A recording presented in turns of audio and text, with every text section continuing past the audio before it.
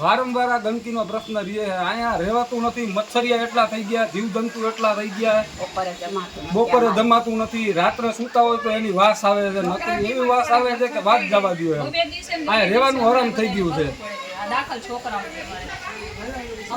એક તો રોગચાળો છે અત્યારે અહીંયા, અને એટલું બધી અહીંયા એટલું તમઠાણ ભેગું થઈ ગયું છે ને કે હાલવાની ઈચ્છા નથી થતી. કાં તો આ પુલનો નિકાલ કરી દો, પુલ બંધ કરાવી દો, આથી હાલવાનું બંધ કરાવી દો. કારણ કે આ મનોર પ્લોટમાં જેટલા એપાર્ટમેન્ટ છે ને ત્યાં ગાડી આવે છે, કચરાની ગાડી આવે છે, કોર્પોરેશનની ગાડી આવે છે, કંઈ છતાં એમાં નથી નાખતા. અને રાતના ટાઈમમાં અહીંયા 11 થી 12 ની વચ્ચે કચરો નાખી જાય છે. એ હેઠવાડો અને પ્લાસ્ટિક જબલા એ બધા ભરી ભરી નાખી જાય છે. તો આ પુલ કઢાવી નાખો, કોકરો સાફ કરાવી નાખો, એ સિવાય કાંઈ નહીં થાય આમાં. કચરાનો આ તમે કચરો જોઈ લ્યો કેટલો છે કચરો.